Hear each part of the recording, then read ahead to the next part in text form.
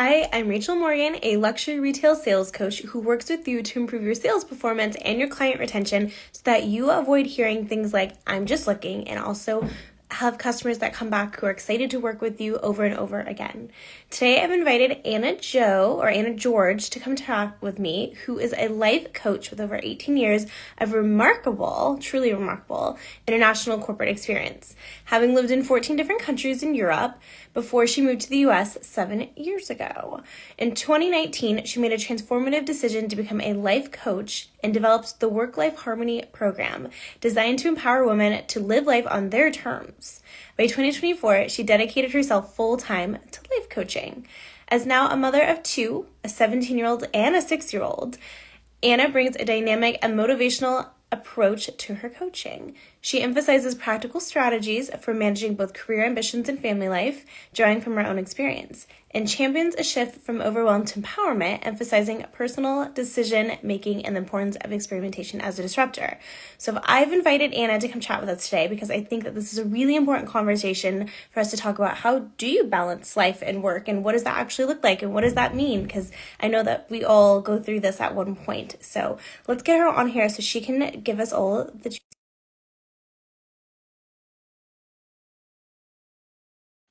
And for those that are here and listening, please feel free jump in with any questions that you have. We're here to help you and have the conversation with you. So, hello. Hello. How are you? So good. I love it. You're already bringing the positive energy. Of course, Yes. Of course. And how you doing? Oh my I'm God, so what good. time is there? It's 9 a.m., right? Yes, Here it is it's 9 a.m. lunchtime already, 12 p.m., right? I love it. I love it. You know, I know that this is a little off topic, but I remembered that today is April 30th, which meant that I met you a year ago today. How wild is that? Because we were at the Oh my Empower God, and Unleash true. conference. It was a year Yeah, ago. Yes, isn't that wild? yes. We How met funny. a year ago. Yes. True. So And good. I've never So met good. someone with so much positive energy, truly. You just light up the room in a way, and I don't even think that explains it well enough. I love it. So I'm just so excited to do this with you. Oh my God, me too. Thank you for having me. Thank you. Thank you so much. Let's go. Yes. Let's go. So I'm curious to know, in your own words, what does work-life balance mean to you? Okay. All right. So, as you explained in my introduction, so I've been corporate for 18 years, and it's a big organization I work for. It's one organization. And one of the things that we were always looking after in terms of the culture for the company was work-life balance. All right. So my definition about work-life balance is influenced by what I lived during 18 years, and especially being a mom, a woman first, because I started to work not being a mom, but and then becoming a mom, go through maternity, the early stages of being pregnant, and then maternity leave and all that. So for me, work-life balance meant what I feel is actually the main definition is I have flexibility. I can manage my time. I can do my work without so much pressure of the boss on me to deliver, and I can work out and I can have a good life. Yeah. Sounds good, right? Right. That is the definition that for me so many years was about work-life balance. So my words while I was a corporate and within my network within corporate was always we need more work-life balance. And this means that we need more freedom in terms of how we organize our lives, in terms of how we explain our priorities. Because imagine, I started working as a corporate, but I was single, right? So it was like, and then I got married, and then I had 2 kids, and then there's different seasons of my life. So my priorities came differently within my workforce. But still, there's one thing was maintaining, was delivering the work, delivering and being a high performance, and expecting the next promotion or the end year reviews. Everything was there. It was constant. All the things what happened were my life, were the things I call life. And even there was this thing that we used to say, I am here, Anna, from work, and I have a life outside. And sometimes I used to joke, was like, are we in jail? Like outside there's something, inside I am another thing. And these concepts, struck with me like something. It can't be like that. I want to be the same person inside of our organization, inside of my work, now inside of my business. And really kind of what surrounds me has to be something that is part of me. So for me, the work-life balance, and I think, how I communicate is is it doesn't exist. That's good. Right now, let's Or, redefine. It yeah. doesn't exist, Rachel. There is no balance. Because Okay. this is the thing, like you have your seasons, you have your chapters, and different things you need to prioritize, different moments and different things from your life. You're a mom, you're not a mom, right? You're gonna get married, you're not get married. Look, so other seasons of your life, like, is like being an empty nester, right? And then, being a caregiver, we forgot about that time as well. So there's so much going on. We need a lifetime. That balance, we can't expect balance. It's a question of how we manage the expectations, right? So if we say, instead of balance, so I work fine 9 to 5, I can control my work, and then outside I can do everything else. Right. That's a separation too big for one person to live with a purpose, to live happy, to live integrated with one thing that you for sure have, which is life, right? Right. So if Right. you replace balance by harmony, how you feel? Yeah. Yeah. So I think what you're saying, something that I can resonate with because it's a little bit different. Being that I'm not a mom, but there's a lot of business owners in this space too, is that we often work a lot because you have to at the beginning, right? You're spending a lot of time, you're doing all the things, you're helping customers, right? Which ends up kind of bleeding into your personal life, which means that you have less time to do those things.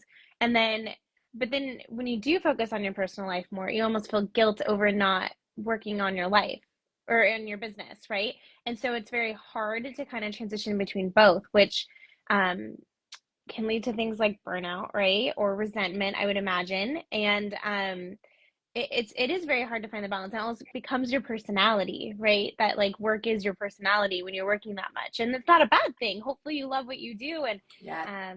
but that's where I think I resonate with what you're saying a lot is that but it's okay because it's not always going to be in balance and being able to recognize maybe when you're not in balance, like you're saying, like there's seasons that you go through that it'll Yes. be better than others. And so Yeah. juggling it.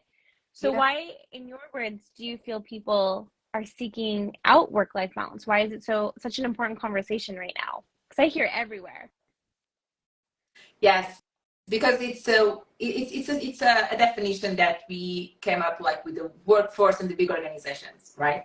And now coming to the entrepreneurship as well, comes as how you manage your time, the work, the things that you do to deliver to have an income, and then how you use your income, or like how you get the in like how you use the free time that you are not working. So how you enjoy, like I kind of like what's the use of the income you do from the work. It's kind of like this separation, but this is old fashioned, No. not old fashioned, but this is like the old era where we had actually the type of organization where we have the 9 to 5 or the shifts before. But now we are much more flexible, even within the organizations, right?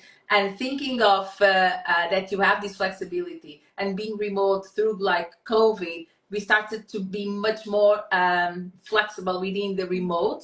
I'm talking about overall, right? So now, like, we have those freedom of being almost the owner of your time, right? That's kind of the concept. I'm the owner of my time. I don't need to be there at that time and that and that. And that flexibility gives you the freedom to choose and decide.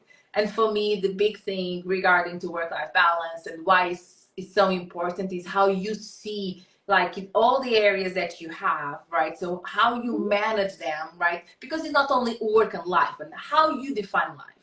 You got like relationships, right? So you got like fun and recreation. You got a family, hobbies. You have so many other things that you can, dedicated your time, but that's a decision, right? So that's a decision to Mm-hmm. work is coming from like the old times. You have to work to get an income, right? You need to live, you need to pay the bills, you need to like to have this certain Right. lifestyle. It's the number one priority. But now the things are integrated, and how we live our life is as well integrated. We want more than Right. an income, and then to use that income for something else, right? So to pay the bills, or to go to travel, or to do our investments, whatever it is, we want more out of that. We want fulfillment. We are in this era of fulfillment, right? So, and that is the power of a transformation of this redefinition. I feel work-life balance was okay to be defined in terms of working hours, in terms of the organizations giving some resources, so for people to be at the office or whatever they work, you know, like, and have some routines, or some even like whatever it is, like gym, right? So at the office, or the lunch, or the celebrations, that is everything that is going to the culture within the work-life balance within the organization. So I feel it's useful to have it still. So now when you say I need more work-life balance, and this is 100% of my market research, is, oh, work-life balance is what everybody needs. And I want to redefine these. You define what is work-life balance for you, right? And the redefinition for me is turning like this turning point to harmony. And the harmony gives a full sense that you don't need to balance anything. It's not about the hours, it's not about equal hours of here and there. It's about your decision. And if you want to work during the weekend, it's okay, because it's your decision, right? It's also about like, I need to work during the weekend. I really want, because this is my project, this is my Right. work. I want to talk about, look, there's another one. I want to talk about work after work, because I'm so into the work, and I want to share what I did, my accomplishments. And most of the time we go like, have lunch, whatever, with a friend. Look, we are not allowed to talk about work here. You know, also the other way, right? Not Yeah. only to disconnect and to have like the hobbies and to do like more self-care, but also the dedication you have to the work. Right. It's your decision. It's the freedom that you also have to give.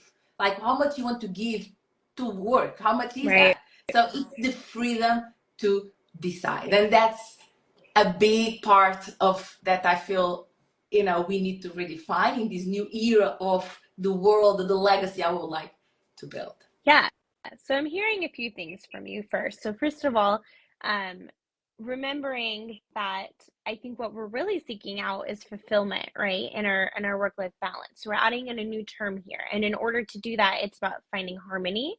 And in order to find harmony, it starts with remembering that it starts with the decision, right? We make the decision to work the longer hour, or to go hang out with our friend, or have the conversations that we're having, right? And so it's a really powerful thing. Sometimes we feel like we don't have the choice to make that decision, Exactly. but we might more than we realize. And so one thing that you said, I think, is a really good hack, and kind of setting a boundary or creating harmony. Maybe boundary is a big word, but if you're going out with your friends, make sure that they understand we're not talking about work when we're sitting here. We're going to talk about everything else, right? And so I love that little hack that you gave us to think about. So what would be another piece of advice that you would give someone who's wanting to say, you know what, Anna, I hear you. I absolutely need more fulfillment in my life, and I need more harmony. What would you tell them to start with? How can we start implementing that? Mm-hmm. So, right. So, and that's like the straight. I have a program called Work Life Harmony. And the first thing we do is actually going to, there's this thinking, and it's a reflection about how you describe your own work-life balance, right? So that let's get to the setting point, like not the setting, like the starting point is how you define it, right? So how is work for you, and how is work for you creating, what is creating work for you in terms of feeling? Is it fulfilling? Is it too much work because it's really too much work but you like it? So what does that mean for you, right? So, and then we go through also the other areas of your life, right? So how is your family? How is your relationships? How's your hobbies? How much dedicated time are you giving to your self-care, right? So, and we do here a reflection to see what is the starting point, where you come from. And from here, what we do is go to the pain points regarding to, for instance, the most of the time is like, I have too much work, right? So I don't have time, I have too much work. So, and then it's about, okay, so what does that look like? So what you like to do instead having too much work. So how we redefine having too much work, and then we create a disruptor around here. Because one of the things to too much work, then we give excuses. I need to work because I need the income. I need to work because this is my identity. So it's discover what's the pain point that is holding you for you to say, it's too much work, right? So it's too some, whatever. So in here, because we are going to the root, it's not only giving the hacks and the habits, like things that we know how to work, but it's going to the roots that you feel that you can do a change. And this is where I believe experimentation is a big thing with this process, because after you do this reflection, the second step is, I call the disruptor, which is the step where we brainstorm together a situation that that it's a situation you can beat. It has to be short, small, and easy, or easy to create the environment, right? And then you go out, like whatever it is the situation, and then you feel uncomfortable, and then you are testing yourself. That's the power. It's not you, it's kind of also you, but not you, right? And then you are testing yourself for something. And could be, for instance, saying no to the boss. Could be simple as that. How are you going to say no to your boss when he says that you need to deliver this presentation by Friday at 12, and you can't at 12, but you need, because it's important. There's this conflict here.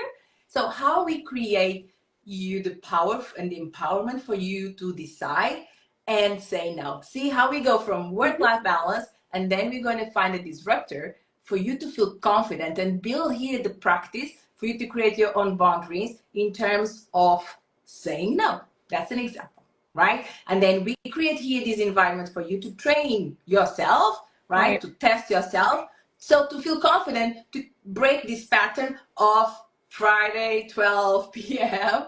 to deliver this presentation or to go to this meeting, whatever, and you know that you don't know if you need to go, what you need to do, whatever. Do you know what I mean? So this is this first thing we do, reflection, and then break the pattern with a disruptor. Yeah, I love that. That is a really powerful way of putting that is taking a moment to reflect. And well, the way that you put it in the sense that you're looking at a pattern and then disrupting it, right? And I feel maybe from my personal experience, and perhaps someone would resonate with that differently, but it's really easy to say yes to a lot of things because you're like, I can take on one more thing, or I'm that person, I can get it done. Like, I'll have time at the end of the week, like it'll be good. And then before you know it, you said yes to 20 things, and then your plate is very full. And we don't realize that those were all choices, or maybe we've been put in a position where we feel like we have to say yes when we really can't. And it can be really powerful to be like, wait, no, I'm not going to say yes to this, and have that verbiage. So I love that you help people identify that. And then also what you said about in times that we do feel really uncomfortable, it's usually a big learning opportunity for us. It's a good thing. Like it's important to be comfortable with being uncomfortable. Yes. And it's so powerful when you go through this disruptor. So much you learn about you. So yourself, right? So when you go with an expectation, you go safe because it's a disruptor. You always can come back, right? You control the situation.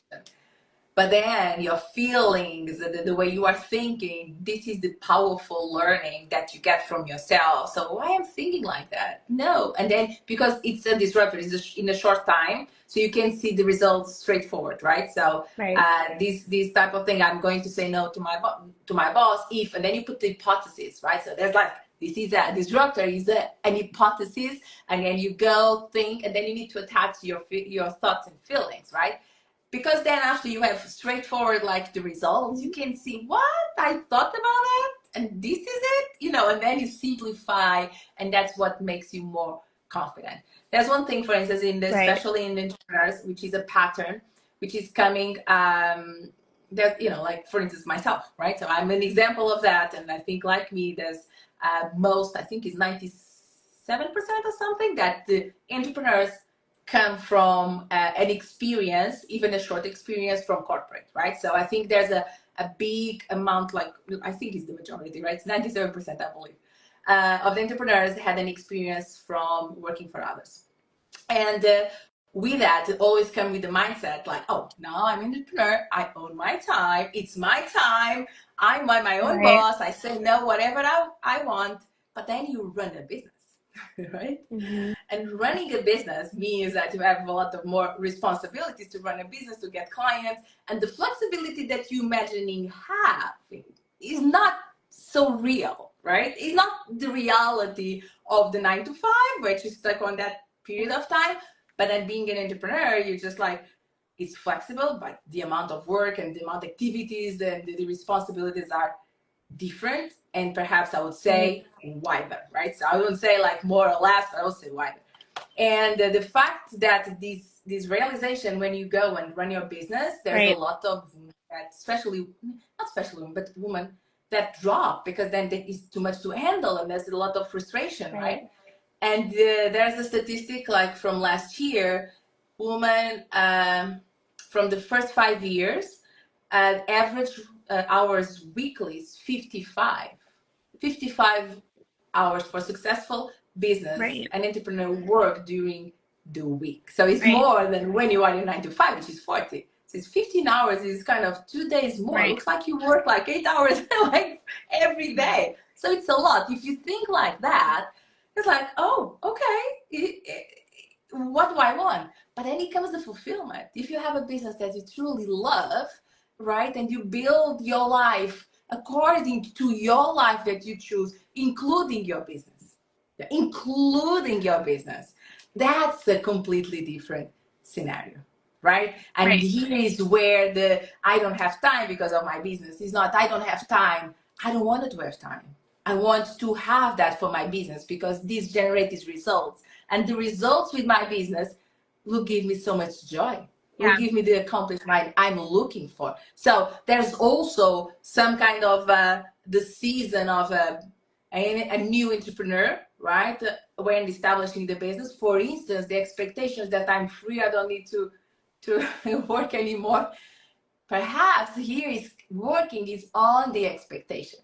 Do you know what I mean? So the disruptor that we're going to find is more around the expectations and what you want, for instance, from your business. What's the expectations you are having to have this accomplishment while you are becoming a business owner? Well, I think too sometimes that we are the boss. There is no boss to say no to. So learning how to say no to yourself is really important. And you might not recognize where you can say it, or perhaps it's just time to start delegating, which is a really scary thing to do, but a very important thing nonetheless. So, and I also agree with some things that you said too, like when you are not having balance, right? Perhaps is that it's harder to show up for your friends, your family, yourself, right? Your productivity might be influenced, right? You're still there, you're present, you're spending the time, but you might not be producing as well as you hoped or as productive, or so finding harmony, right, is important in that as well. So, well, Anna, what is one thing besides working with you, of course, because we all need to work with you, that you recommend everyone start doing now? Just one thing, a big takeaway. Is my third pillar, me time. Because I talk about the first is the reflection and acceptance of where your starting point is. Second is the disruptors. Third is me time. Create me time. There is no change. There is no fulfillment. There is nothing happen if you don't crave and you don't set and you don't block me time. Yeah. Whatever so the form what does that mean? How do you find me time? Give us an example of how to do that. My me time is my morning routine. All right. So I find, and this is a new thing I created. It was purposeful. Has to be I work out, then I journal, and I shower with is Brendan Bouchard the fire actually, and then so it's like 2 hours is me time. So this is the sequence. So and for me is this me time, right? So I have this me time, I put my thoughts in place, I grounded myself, and I'm ready to go. And this is could have a different form for you. Could be like waking up, meditate, journal. Journal is a big part of it. So perhaps it's like 5-10 minutes could be, and it's a huge thing to, if it's a one thing to do, the me time, journal. Find the me time, a 10, 15, an half an hour where you can be comfortable, enjoyable, and like journal. If that's the simplest I could have. But whatever you feel that could be like something for you, only you, right? But me time is what I fully number one advice to everybody. Start here right now and doing. Rachel, what is your me time? Yeah, no, well, first of all, I just love that you said it's literally just finding a moment in your day to yourself. It can be 5 minutes, it can be 2 hours, but something that you do alone, perhaps, right? And that you enjoy, right? That someone can't take from you, like journaling or a shower or working out. I would say I always make sure to spend a few extra moments with my dog every day, just being present with him. He's almost 15, so and he's my little furry friend, right? Like he's my little buddy. So I really take a moment to do that, and maybe that looks like we go on a walk together every day, even for 10 minutes. Okay.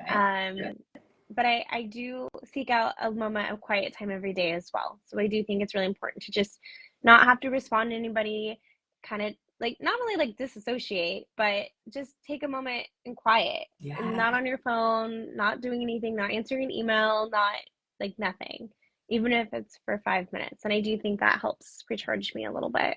Yes. And how do you feel after your me time? Well, more energized, right? Like you're more ready and calmer, you're more grounded so that you can better answer things. You're not as overwhelmed or stressed out. Like, oh my gosh, I keep seeing more emails come in. Like, how am I going to get to everything, right? It's a moment of pause. I love what Catherine said here too. She said, schedule your me time in your calendar. Yeah. It's such a game changer. Yes. I think that's a great reminder Amazing. to fit that in. Great. Yeah. Great reminder. And actually I do schedule my workouts. Yes. My workout and my morning routine. Yes, I do. And then it depends. Perhaps the workout could be an hour, an half an hour, 15 minutes. But it has to get that sequence and works for me. So, but this scheduling is important, because what is not scheduled, it doesn't happen. So true. Very, very true. Especially when you are a business owner. As we know, there's always another customer, there's always another email, there's always another post or comment you can leave, right? Like there's truly always something to do. And so allowing yourself like, hey, this is my me time, which is important. I know I didn't quite say this, but you also just kind of feel happier, right? Yes. And when you feel happier, you're nicer to people, and I feel like you're more creative in the work that you do, and you can show up better for your family and your friends, and be more present, right? And not showing up like negative and down, and just the one that's always talking about the problems going on in their life, right? Like you have a moment to just kind of soak it in yourself, right? And reset almost when you have your me moment.